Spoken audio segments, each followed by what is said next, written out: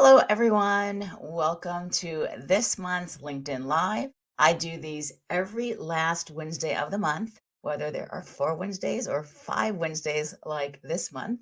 I was shocked by how much time I had to prepare for today's LinkedIn Live. And we talk about different topics of interest to experts in the areas of contracts and intellectual property and copyrights in particular. And so these are recorded and you can find them on my profile at Erin Austin and also on my website, Think Beyond IP. I do sometimes release these as podcast episodes. My podcast is hourly to exit. And it depends on how clean this recording is, will be if this one gets on or if I re-record it afterwards. So please do check out those resources as well. If you are listening to this in audio only, there are PowerPoint presentation that has slides. I will be talking you through it, but if you are interested, then go find the video so you can also see the resources. For those of you who are here live, I'm happy to take your questions. I'll talk for a bit and then open the floor to your questions, and you can post them in the comments at any time as well. And so let's get to today's topic, which is spotting the hidden license in our client agreements. So what we're going to talk about is particularly how we protect or fail to protect our intellectual property with our clients, and in particular with our client agreements. So we protect our intellectual property in two ways. There is the intellectual property law, which is the default in the US and which applies when you don't have any contracts at all. And so I actually don't have a slide about what happens if you don't have contracts at all. So if you have questions about that, then ask me about that when we get to the Q&A. And then the other way is with our contracts. So we can change the default through the use of contracts. You know that I like to talk about copyrights in particular, because when we are experts with corporate clients, the copyrighted works, the things like our trainings, our workshops, our PowerPoint presentations, our courses and books, those are all copyrighted works. The things that are the expression of our expertise, those are things we protect with copyright. It's different than trademarks. I don't talk about trademarks because that's not what provides value to our clients. I had a stylized IP logo in the corner there. I think it's kind of cute, but you get absolutely no value from that. You get the value from the stuff that I talked to you about. And so we will focus on protecting our copyrighted works when we enter client agreements. And so intellectual property law, just briefly, under copyrights, it always has to start with the human being who creates something original and puts it in a tangible form. They write it down, they record it, they photograph it. At the moment of creation, copyright protection attaches. And it is the human who creates it who is also the owner. And so that is the default. But we can change that through contracts. And so we'll talk about that.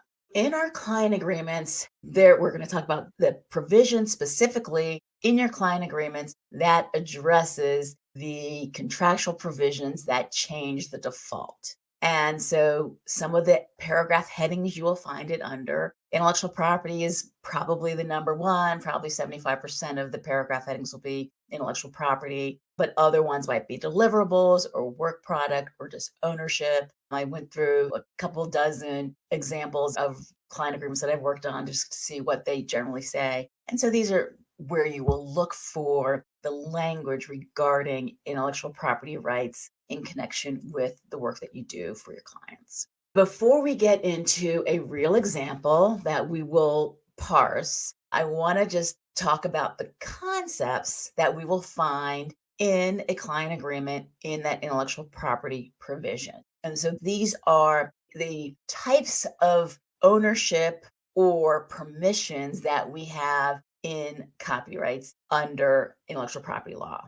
So the highest level, and I'm going to use that term highest level, and you'll see why in a minute. Well, actually, the highest level isn't even on this slide because it's when we just do work for ourselves. So I sit down and I write a post as Erin Austin, and I am the human being who created it. So I am both the author and I'm also the owner. So I'm the creator and the owner. There's just one human or entity involved in the creation of that copyrighted work. But when we are doing work with third parties, when we're doing client work, there's obviously two parties involved. There's you and I as consultants, and then there's our client. And so the top level of ownership is the work for hire. The work for hire means there is the human being who created it, but there's somebody else who is the owner. There's a second entity who's the owner. So the classic example is the employee employer relationship, whether or not there's an agreement in place. If I create something as an employee and I create it in the course of my the scope of duties, so I am the head of HR and I write the employment guide, the employee handbook.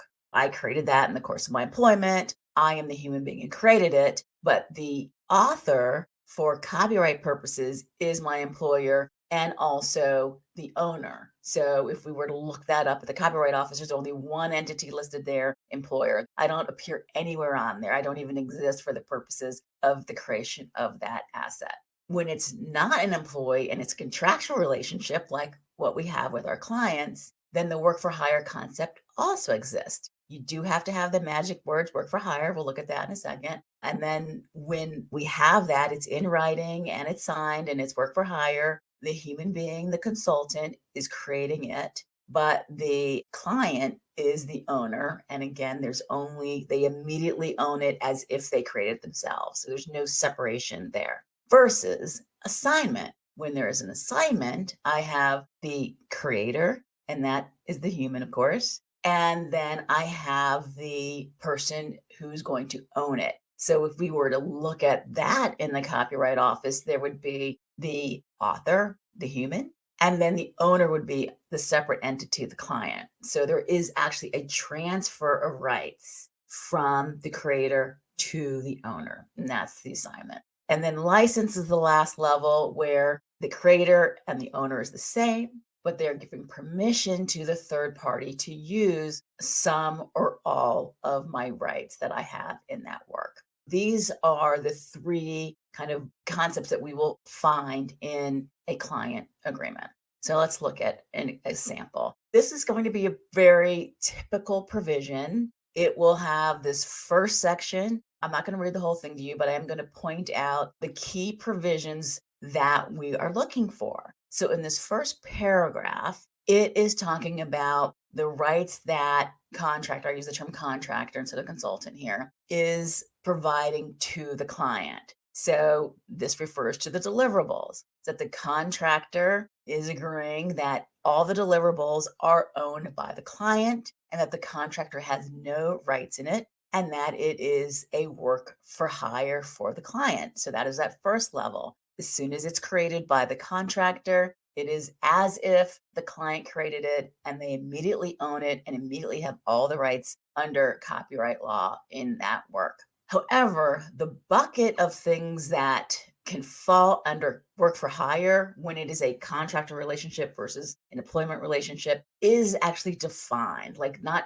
everything we do qualifies as a work for hire when it's a contractual relationship as opposed to an employment relationship. So there's a bucket of things that it applies to. If it doesn't, for some reason, fall into one of those specific buckets, a work for hire eligible work product, then the assignment comes in because then the client, okay, if it doesn't qualify as a work for hire, I still want to make sure I get all the rights. So if it's not a work for hire, contractor assigns 100% of the rights in that deliverable to client. So here, again, the client ends up with all of the rights, but it is through an assignment as opposed through as if they created it themselves. But still, they get all the copyrights with the client, and the contractor retains no copyright interest in that deliverable. And then the second paragraph refers to those elements that the contractor brings to the table. I mean, there's a reason they're coming to you instead of somebody else because you have a system, you have a model, or you have some research or data or something that you're bringing to the table. And you want to make sure that you continue to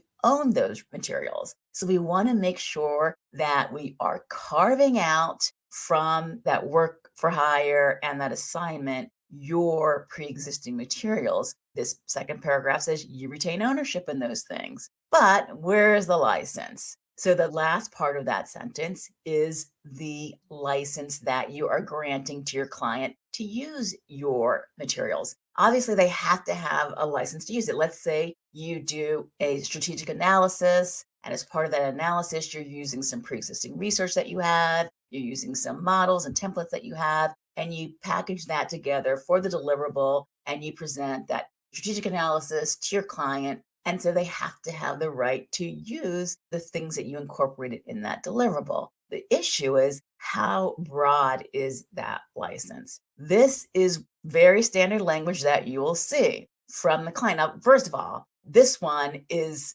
fairer than a lot of client agreements because a lot of client drafted agreements won't even have this second paragraph in it. It will just be 100% of the deliverables. I own it because I'm the client. But probably at least 40% will also have this second paragraph that acknowledges that you're bringing your own materials to the table and that they simply get a license to it. But let's look at this license. In the middle of the second paragraph, it says, contractor hereby grants a client a limited, worldwide, perpetual, irrevocable, royalty-free, fully paid up, transferable right and license to use, execute, reproduce, sub-license, display, perform, distribute, maintain, create derivative works, and make modifications and improvements to the contractor materials. This is very common starter language, standard language that you'll get from your client. And so, what is wrong with this? We didn't start from the basics of what the bundle of copyrights that you get as a copyright owner, but I'll tell you what they are because they're all right here in this license. The exclusive rights you get as a copyright owner is that you get the exclusive right to reproduce, sub-license, display, perform, distribute, create derivatives, and make improvements. Those are your exclusive rights as a copyright owner.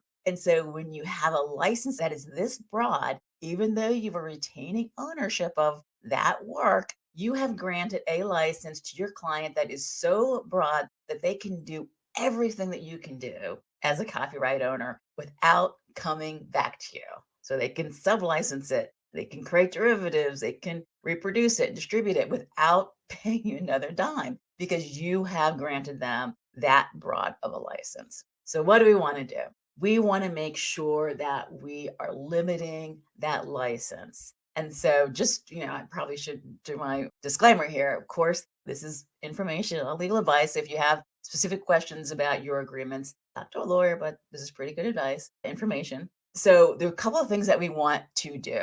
First of all, we want to make sure that the grant of license is subject to them paying your fee. What's the difference? So if the grant of license is not subject to paying your fee, you have granted the license. So they have the right to do whatever they want to with it. You can do all the things. And if they haven't paid you, well, they've breached their contract and you have a contract claim against them. So they're supposed to pay you $10,000 and they don't pay it. Well, then you can sue them for the $10,000, right? If the grant of the license is subject to payment of your fee and they haven't paid it, that means they don't have a license, which means if they use that deliverable without a license, what is that? That is a copyright infringement. And so then you not only have a contract breach, you also have all the statutory damages that you get under intellectual property law because they have infringed your copyright if they haven't paid your compensation. So we want to always have that. It should never be controversial when you're asking for this. Typically, they will not agree to it with respect to the work for hire, the assignment. You can try it. There should be no objection to it with respect to the license of your intellectual property.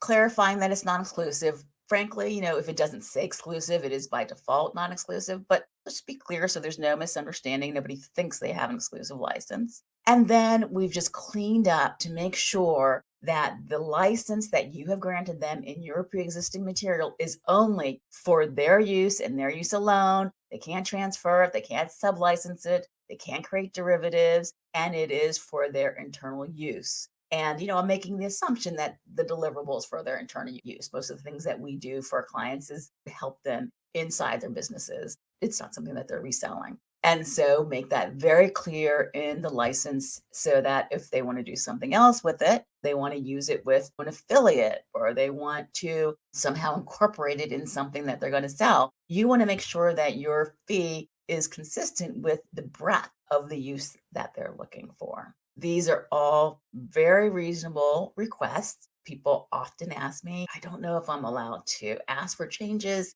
You are allowed to ask for changes. They just need to be reasonable and to be very clear that you're simply trying to protect your intellectual property, but you do want to make sure that they have the rights to do what they need to do with your deliverables. And so, with that, that's what I wanted to talk to you guys about. With that, I am happy to take your questions and you can pop them in the chat. And also, you can always find me if you have any follow up questions on LinkedIn. Please feel free to connect with me there. And then the recording will also be available there as well. So I'll hang around for a minute to see if you have any questions. Otherwise, I thank you for joining me.